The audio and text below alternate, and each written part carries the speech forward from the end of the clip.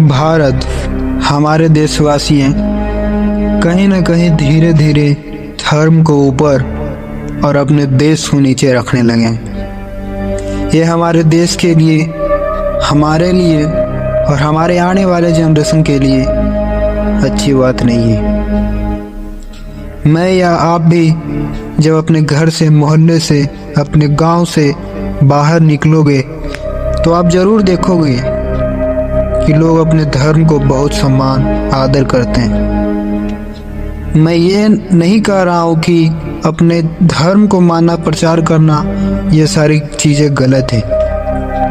ये बातें का अधिकार हमारे भारतीय संविधान में भी है। भारतीय संविधान के अनुसार अनुच्छेद 25 के तहत भारत के प्रत्येक व्यक्ति को धार्मिक स्वतंत्रता एवं धर्म का प्रचार करने का अधिकार प्रदान करता है, और ये गलत भी नहीं है मेरे विचार से।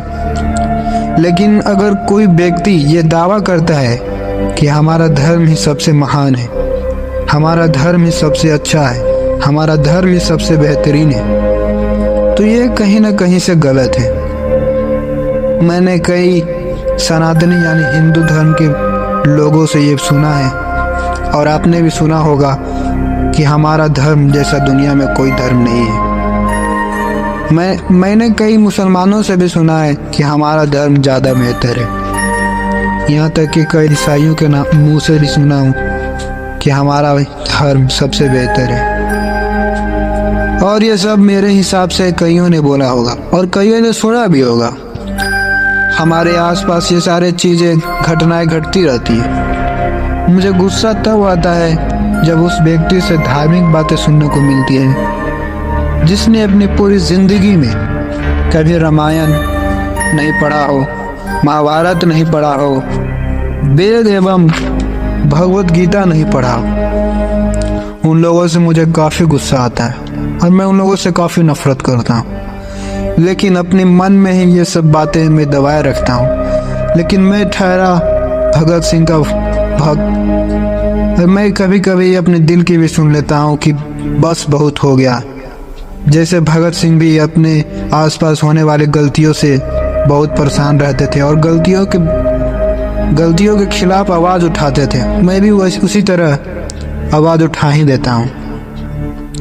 मैं आपको एक कहानी सुनाना चाहता हूँ जो मेरी असलियत ज़िंदगी के साथ घटी है, जो मेरे साथ घटी थी। Communal clashes in several states on Ram Navami, which was on Sunday in West Bengal, Jharkhand and Madhya Pradesh. Incidents of stone pelting, vandalism broke out late last night. Communal violence was seen in as many as 7 states. And now Jahangirpuri in northwest Delhi continues to be tense today. Similar patterns of communal tensions and clashes soaring in Karnataka's Hubli city after violent clashes broke out last night there. Section 144 has been imposed.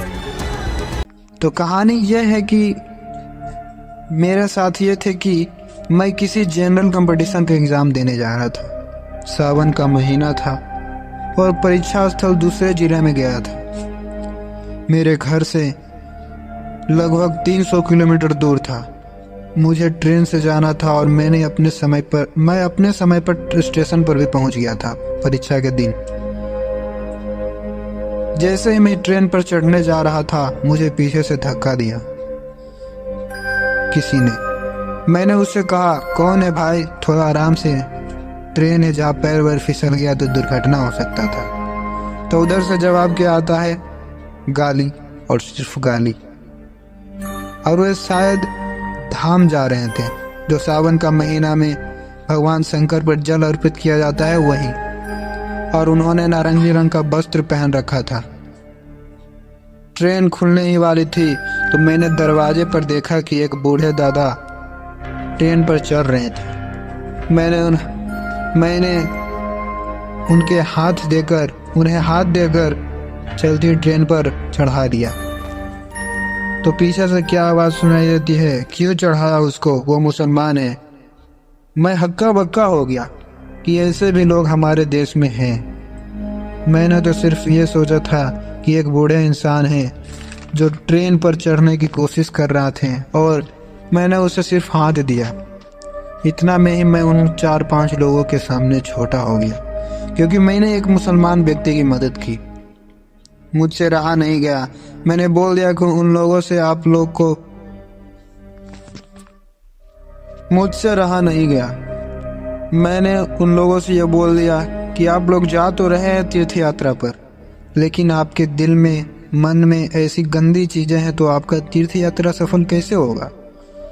उन्होंने मेरी बात को दबाने के लिए जय श्री राम का नारा चिल्लाया। मैंने कहा, आप मेरी बातों को राम के नाम पर दबा नहीं सकते। मैंने उन लोगों से यही बात बोली कि आपने कभी अपनी जिंदगी में रामायण, महाभारत, भगवत गीता जैसी पवित्र ग्रंथ पढ़ी है? तो उनकी बोलती ही बंद हो चुकी थी। कुछ मेरे दोस्त भी ऐसा थे जो बहुत धार्मिक बनते थे, लेकिन उनके ज्ञान की मात्रा उतना ही था जितना कि ट्रेन में मिले हुए लोगों के पास था। आप लोगों को लग रहा होगा मैं यह बातें क्यों बता रहा हूँ आप लोगों को। मुझे लगा हमारे प्यारे देश में महात्मा गांधी, सुभाष चंद्र बोस, भगत सिंह, सरदार वल्लभ भाई पटेल, जवाहरलाल नेहरू, चंद्रशेखर आजाद, राजगुरु सुखदेव जैसे कितने ही न जाने सारे इस देश के देशभक्ति के लिए, आज़ादी के लिए कुर्बान हो गए।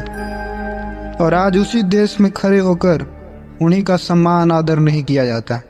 लोग देश के लिए आवाज़ उठाना कम और अपने धर्म के लिए ज़्यादा चिल्लाते हैं। अगर मेरे बातों से किसी को बुरा लग रहा होगा तो दिल से माफ़ी है।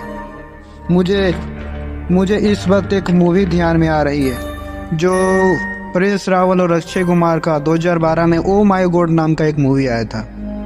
उसमें एक संदेश था, एक मैसेज था उस मूवी से, जिसमें धर्म को परिभाषित किया गया था। परेश रावल कहते हैं, जहाँ धर्म है, अंधविश्वास है, वहाँ सत्य के लिए जगह नहीं, और जहाँ सत्य है, सच्चाई है, वहाँ धर्म की जरूरत ही नहीं है। तो मिलते हैं किसी नई वीडियो में।